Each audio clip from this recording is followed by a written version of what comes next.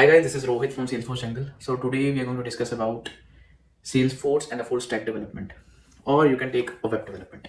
बहुत सारे बच्चों का क्वेश्चन आया कि हमें फुल स्टैक डेवलपमेंट करनी चाहिए, सेल्सफोर्स करनी चाहिए, वेब डेवलपमेंट करनी चाहिए, और मार्केट में बहुत सारी कंफ्यूजन है बिकॉज तीनों की जॉब्स हैं. पहली बात, कितनी आपको प्रॉफिटेबल रहेंगी, कौन कौन सी स्ट्रीम और किस किस एज ग्रुप के अंदर, ये डिस्कस करेंगे आज.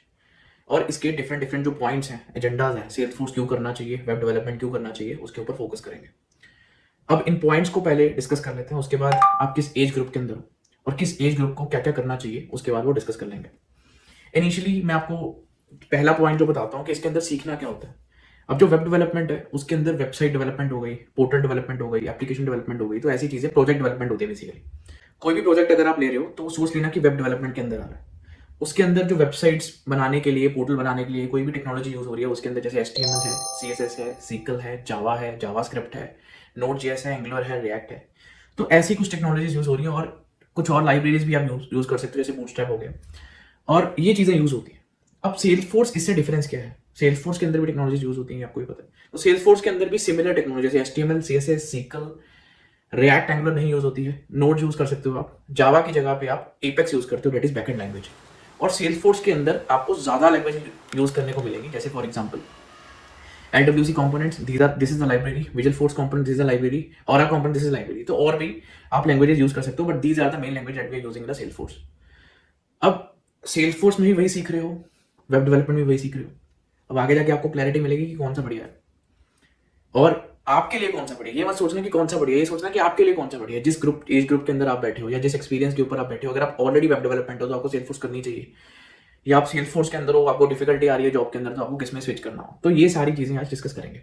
तो ये पहला पॉइंट हो गया. टेक्नोलॉजीज ऑलमोस्ट सेम है. सेल्सफोर्स के अंदर आपको कुछ सेल्सफोर्स की पर्टिकुलरली पेट टेक्नोलॉजी सीखनी पड़ेगी, जैसे विजुअलफोर्स, LWC कंपोनेंट्स, ऑरा कंपोनेंट्स, ये चीजें आपको सीखनी पड़ेगी. तो ये दोनों सेम हो गई. उसके बाद डिफरेंस क्या है? अब सेल्सफोर्स के अंदर जो एक्स्ट्रा चीजें आपको सीखनी पड़ेंगी, सेल्सफोर्स के अंदर आपको सेल्सफोर्स का पोर्टल सीखना पड़ेगा. अब इसके अंदर अगर आप एडमिन कर रहे हो तो एडमिनिस्ट्रेशन के अंदर पूरा पोर्टल आ जाता है. अगर वेब डेवलपमेंट सेल्सफोर्स के अंदर होती है तो वो पोर्टल के अंदर होती है. तो मतलब अगर आपको पोर्टल की जानकारी है तभी आप टेक्नोलॉजी के अंदर जा सकते हो. मतलब ये एक्स्ट्रा सीखनी पड़ेगी चीजें, लेकिन वेब डेवलपमेंट के अंदर ऐसा कुछ नहीं है.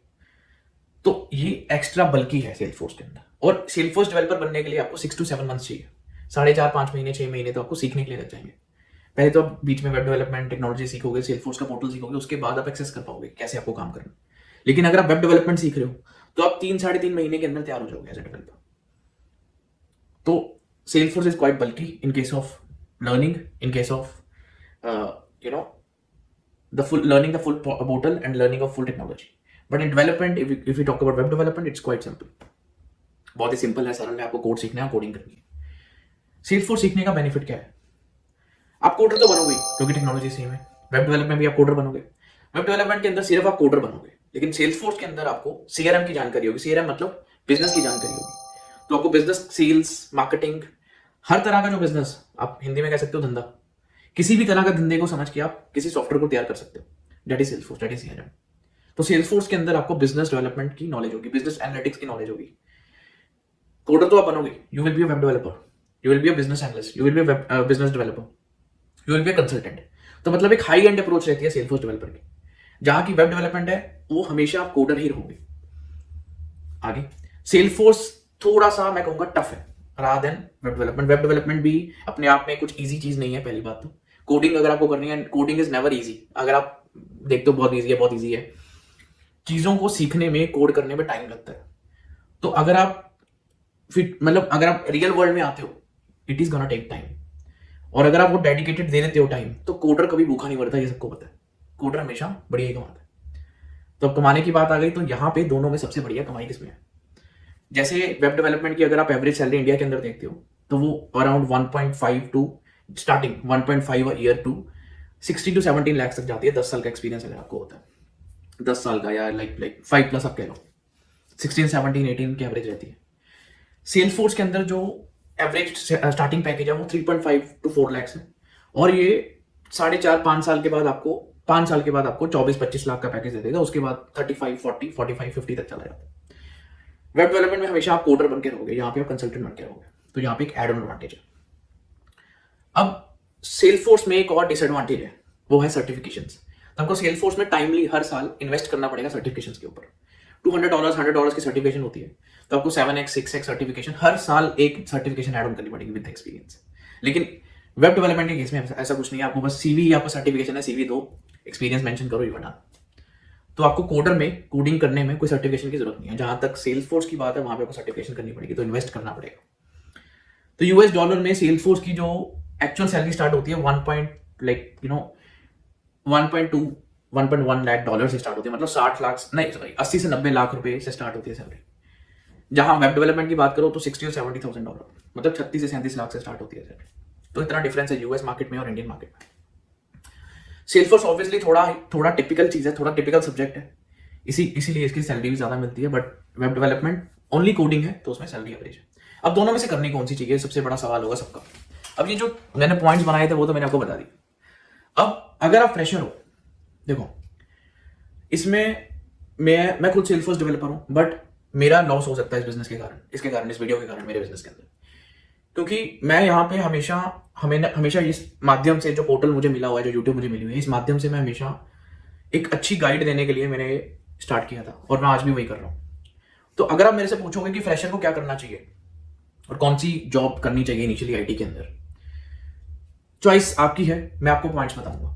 अगर आप वेब डेवलपमेंट या फुल स्टैक डेवलपमेंट करने की कोशिश करते हो, आपको ऑब्वियसली मार्केट के अंदर ज्यादा चॉइस मिलेगी, क्योंकि वेब डेवलपर्स और फुल स्टैक डेवलपमेंट की मार्केट के अंदर हमेशा डिमांड रहती है फ्रेशर्स की। लेकिन अगर आप सेल्स फोर्स करना चाहते हो, सबसे पहले तो उसमें पहले लर्निंग बहुत वास्ट है, इंटेंसिव है, और सब्जेक्ट इंटेंसिव है, इन्वेस्टमेंट भी करनी पड़ेगी। सेल्स फोर्स ऐसा नहीं कि आप किसी भी अनअकैडमी यूडेमी से कोर्स लिया, 400-500 का हो गया, खत्म, स्टार्ट कर रहे हैं, काम नहीं कर पाओगे, क्योंकि प्रोजेक्ट्स नहीं पता होंगे। प्रोजेक्ट्स उन्हीं लोगों को पता होते हैं जो पढ़ाते हैं, या इंस्टीट्यूट्स के पास प्रोजेक्ट्स होते हैं, या जो बंदे पढ़ाते हैं उनके पास प्रोजेक्ट्स होते हैं। तो सेल्स फोर्स में ये थोड़ी सी डिसएडवांटेज है। तो आपको इन्वेस्ट करना पड़ेगा पढ़ने के लिए, फिर एक आधी सर्टिफिकेशन लेनी पड़ेगी, उसके लिए इन्वेस्ट करना पड़ेगा, और टाइम 6 से 7 महीने इन्वेस्ट करना पड़ेगा। उसके बाद भी सेल्स फोर्स के फ्रेशर्स को थोड़ी सी कम प्रायोरिटी दी जाती है, क्योंकि उनको फुल नॉलेज वाला बंदा चाहिए सेल्स फोर्स के अंदर। लेकिन जो फुल स्टैक वाले हैं, वो 3-4, एक बैकएंड, एक फ्रंट एंड और HTML CSS जैसी छोटी लैंग्वेजेस सीख के वो किसी भी कंपनी के अंदर घुस सकते हैं।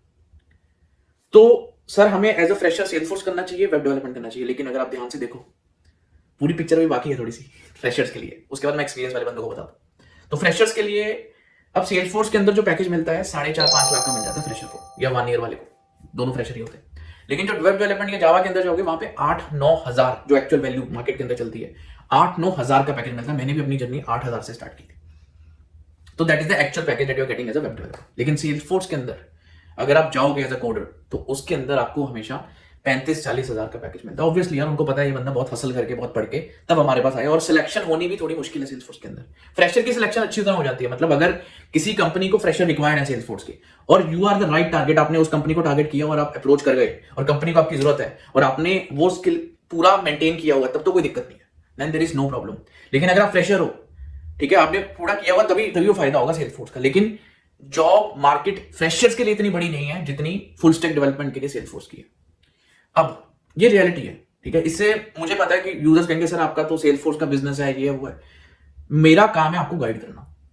तो अगर आप ये सोच रहे हो कि आप फुल स्टैक डेवलपमेंट करना चाहते थे, ये करना चाहते थे, ये इसमें घुस गए, सेल्स फोर्स में जो फ्रेशर आता है ना, मैं उनको पहले कहता हूं it's a intensive course, it's very intensive course. हमारा कोर्स तो और भी मुश्किल है, हमारा कोर्स बहुत ही टिपिकल है, इंटेंसिव है। तो सेल्स फोर्स का एक इंटेंसिव कोर्स अगर आप करना चाहते हो, आपके पास फुल टाइम है, तभी आप करना, नहीं तो मत आना। तो अगर सेल्स फोर्स के अंदर घुस रहे हो, तो पहली 2 चीजें हमारे दिमाग के अंदर रखना। सैलरी जरूर मिल जाएगी इनिशियली, 3.5-4 लाख का पैकेज, बट फ्रेशर की बात कर रहा हूं सिर्फ मैं इस टाइम। लेकिन उसके अंदर आपको पढ़ना बहुत पड़ेगा। 1.5 साल की ऐसी मेहनत है कंपनी के अंदर जाके भी, जो आप भूल के भी नहीं भूल सकते। उसके बाद आपके जो चमकेंगे तारे, वो याद रखोगे। सेकेंड चीज क्या है, इसके अंदर जॉब मार्केट छोटी है, उसके अंदर आपको कंपीट करना पड़ेगा। क्योंकि फालतू के लोग जो आधा अधूरा पढ़ के, जो सिर्फ एडमिन करके चले गए, कुछ पढ़ लिया डेवलपमेंट का, कुछ नहीं पढ़ा, वो बहुत है। तो उनको क्रॉस करके आपको निकलना होगा to become a perfect Salesforce developer. लेकिन जहां फुल स्टैक की बात है, तो लोग कंपनी ले लेते, चलो ठीक है यार, कोई भी कोडिंग आ रही है, जावा आ रही है, चल ले लो यार इसको, जावास्क्रिप्ट आ रही है, इसको भी ले लो। So that is what companies are doing. अब आगे क्या है, हमें एज ए एक्सपीरियंस कहां जाना चाहिए। अब इसके अंदर 2 केस है। पहला केस, हर चीज के अंदर 2 केस है। तो पहला केस, अगर आप फुल स्टैक डेवलपर हो और अगर आप सेल्स फोर्स के अंदर जाना चाहते हो, सीआरएम के अंदर, डेवऑप्स के अंदर, टेस्टर के अंदर, तो आप वेब डेवलपर और backend developer, full stack developer कहीं भी जा सकते हो। ये दोनों केस के अंदर अप्लाई होता है। सेल्स फोर्स डेवलपर हो तो आप कहीं भी जा सकते हो, फुल स्टैक डेवलपर हो कहीं भी जा सकते हो। लेकिन आप अगर फुल स्टैक डेवलपमेंट है तो आराम से आप सेल्स फोर्स के अंदर जा सकते हो। अगर आप साल, 1.5 साल, 2 साल, 3 साल आपने निकाल लिया as a full stack developer या वेब डेवलपर या कोई भी आपको कोडिंग लैंग्वेज आती है, you can easily shift to Salesforce because आपको पैकेज बहुत अच्छा मिलेगा उसके अंदर। लेकिन उसके लिए आपको नॉलेज बहुत बढ़िया चाहिए। अगर आपको उस लेवल की नॉलेज नहीं है तो पैकेज नहीं मिलेगा, याद रखना। तो आप फिर वहीं पे लैग कर जाओगे, वहीं पे रह जाओगे जहां पे आपने जोड़ा था। लेकिन अगर आप सेल्स फोर्स डेवलपर जो ऑलरेडी उस कंपनी के अंदर है, उस रेंज के अंदर, उनके साथ कंपीट करना थोड़ा सा मुश्किल होगा आप लोगों के लिए। लेकिन अगर आप सेल्स फोर्स डेवलपर हो तो आपका स्कोप क्या है? स्कोप बहुत बढ़िया है। तो सेल्स फोर्स इतनी वास्ट है कि आपको, अगर आप पढ़ोगे ना कि मुझे पूरे सारे मॉड्यूल्स करने हैं सेल्स फोर्स के, आप 10 साल में वो कंप्लीट नहीं कर सकते हैं। इतनी वास्ट है Salesforce. There is lot of domains, और कुछ ऐसे डोमेन्स हैं जो बहुत रेयर है, मार्केट के अंदर बहुत कम स्किलफुल वर्कर है उसके अंदर। So that is Salesforce. तो जो एक्सपीरियंस्ड है एचआर, जो एक्सपीरियंस है नॉन टेक्निकल, जो एक्सपीरियंस है सिविल वाले, मैकेनिकल वाले, अपनी अपनी स्ट्रीम के अंदर, कोई मैनेजर है, कोई कुछ है, वो सेल्स फोर्स के अंदर आ सकते हैं, बिल्कुल आ सकते हैं। बट मेक श्योर कोडिंग को आप अवॉइड नहीं कर सकते उसके अंदर। You can't avoid the coding. ये याद रखना, चाहे आप वेब डेवलपमेंट में चाहे सेल्स फोर्स के अंदर जाओ, कोडिंग बहुत इंपॉर्टेंट है। अगर आप ये चाहते हो कि आप as a experience web development के अंदर चले जाओगे तो मुश्किल है। लेकिन आप सीआरएम के अंदर एक्सपीरियंस जाना थोड़ा सा आसान है। ये थोड़ा सा फर्क है फ्रेशर्स के लिए और एक्सपीरियंस के लिए। तो आई थिंक इस वीडियो के माध्यम से आपको ये पता लगा what is the difference between Salesforce developer and web development. तो वेब डेवलपमेंट एक एवरग्रीन सब्जेक्ट है और सेल्स फोर्स एक पोर्टल, एक पर्टिकुलर सब्जेक्ट के ऊपर हम कोडिंग कर रहे हैं। तो सेल्स फोर्स के अंदर आप सेल्स फोर्स डेवलपर तो होते ही हो, लेकिन कोडर भी होते हो। तो लाभ एवरग्रीन तो हो ही सेल्स फोर्स के अंदर, लेकिन साथ में आपके एड ऑन एडवांटेज क्या है, आपने सीआरएम पे काम किया हो। तो अगर आपको मान लो सेल्स फोर्स का बंद भी हो जाती है, let's take a negative point as, तो सीआरएम कुछ होता है, तो you will be a web developer, you will be a coder, so you can shift to the coding. So there is no problem in that, क्योंकि coding languages तो same है ना दोनों जगह। So that is how things are working. So this is the difference between both the Salesforce developer and the web developer. If you have any question, do let me know. Do subscribe this channel. Do like this channel. If you have any question, do let me know. Thank you guys. Have a nice day. Enjoy your day. It's Rohit from Salesforce.